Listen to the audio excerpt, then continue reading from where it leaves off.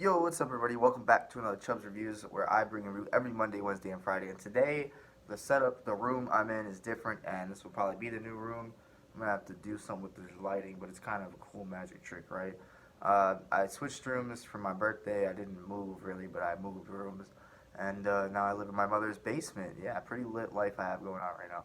Anyway, today we're reviewing a video game. I actually haven't reviewed a game in a while.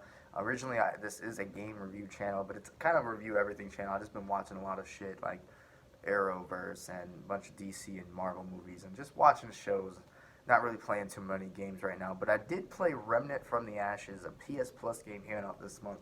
Um, and it was a fun co-op experience. It's a three-player co-op game. I thought it was four for a long time. And I don't know. I went into this game with a lot of like ideas of what the game was. It's supposed to be Dark Souls with guns, and it kind of is, and it kind of isn't. It takes good things and bad things from the Dark Souls genre and turns it into this co-op, not a looter shooter experience, but just a co-op experience that is meant to be replayed for sure. Because me and two of my friends, shout out to Wesley and Cameron, we played through this game in like 2 days, 3 days.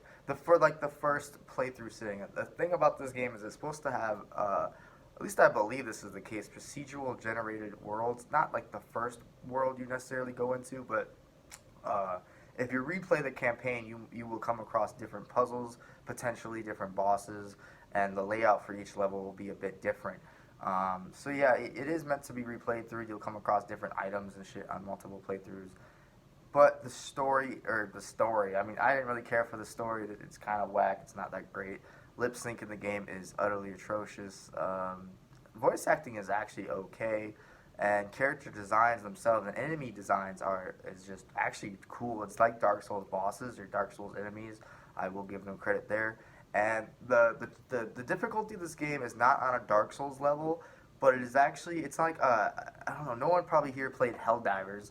Helldivers was a game which it was co-op, and you had to actually work kind of with your teammates to like ensure you can revive each other and pick each other up because there's only a certain amount of revives that each player gets, and you get different abilities, not abilities, but kind of perks to your weapons. Like my two friends had healing, where they could drop a thing of healing. I had a thing that was kind of like a decoy, and a thing that gave me fire bullets to whatever gun it was attached to. So I was kind of like the tank uh, damage dealer, and they were like the healing damage dealers or whatever. And it was a fun combination, and these fights were tough. The boss battles were, some were like, it is kind of hit or miss. Some boss battles were like one shot, not one shot, but they were like one try, very easy, pretty straightforward, just easy. And some of these boss battles took like multiple 20, 30 attempts, like only a couple took that many, and they really made us like try our hardest and work together and think through it and all that. And those moments were really fun and funny and just entertaining, and that's where the game shines. And like I said, it's not a looter shooter. In our first playthrough, we only came across one new melee weapon, and meleeing in this game is fucking pointless from what I can tell. Enemies hurt too much and they will melee you back. Um, I don't know what the game is really about story wise. You just kind of get dropped off in this world. You have guns. You choose your class. There's like 3 classes to choose from, and you get like a starter weapons and like mods. There wasn't much difference between them. You can even buy the other classes' weapons and mods as soon as you get into the world or into the hub area. So there really wasn't much distinction between the classes, really. I mean, there is like for the first 5 minutes, but once you get in there, it doesn't matter too much. It's a lot about whatever you want. And then I like the upgrading system. The progression system in this game comes through traits. I think there's like 30 something traits in the game. You slowly unlock them. You start off with like 4 or 5, and each time you level up, basically your trait level levels up, and you gain a trait point. And each trait level, there's like 30 trait levels. They can all be maxed out to 20. So there's a lot of grinding to be had there. In our first playthrough, like I said, we got to the end of the game. Full disclosure, did not beat the game. We got to the final boss, and that shit was just kind of a bullet sponge mess. And I don't know, we just didn't feel like replaying through the game again. And I mean, not as a group. I'm still kind of playing it here or there, but not too much. Uh, it's just a fun experience. It is something to commit to. Maybe it's not like a live service, but it's like a Borderlands maybe. I don't know. It's like a shorter Borderlands. It's kind of fun.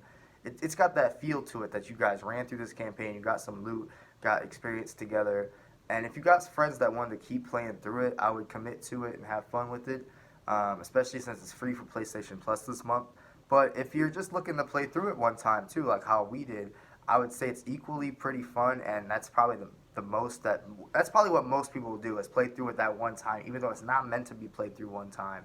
Um, but I think it is worth playing through that one time just to get that like, fun experience with your friends. It's challenging. It sucks that we didn't come across, like I said, any new weapons except for one melee weapon, which is weird. Maybe we didn't look hard enough. We came across 2 or 3 puzzles, that bell puzzles, that we just had to straight up look up, like Google them, how to solve them. I don't know how the fuck you would know to do them. That's one thing they took from Dark Souls that I didn't like was just scarcity of weapons and like not really like that much direction on where to go and what to do. I like the way the levels were set up. Like you get a level and you start there, and it's kind of like dungeons from Diablo. It almost reminded me of that. And there's like multiple other dungeons you can go to inside that one area. Um, I don't know. It is pretty interesting and good. I just wish it kind of was more of a looter shooter. Surprisingly, you never hear me want to say that, but just not enough loot. The gunplay was actually great, magnificent. A little laggy here and there, I would say frame droppy a little bit on a base PS4.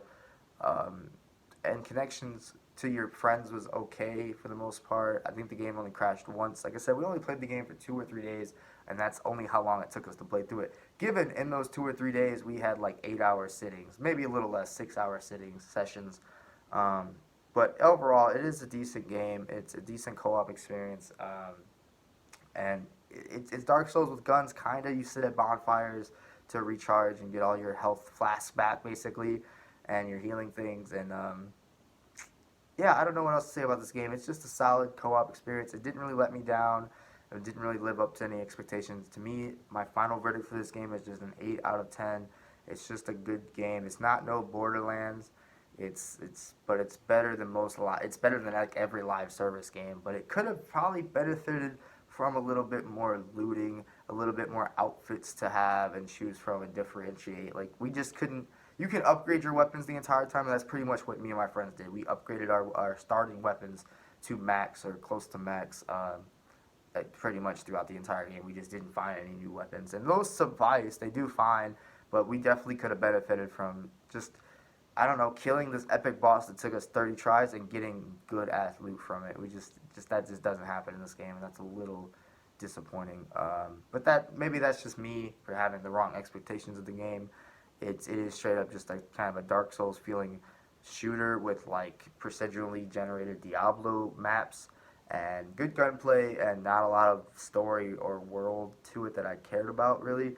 So yeah, I'll quit rambling. Final verdict was an 8 out of 10. This video is 8 minutes long. So like, comment, subscribe down below if you haven't already. And let me know if you guys like the new terrible setup that I got going on. Yeah, peace out.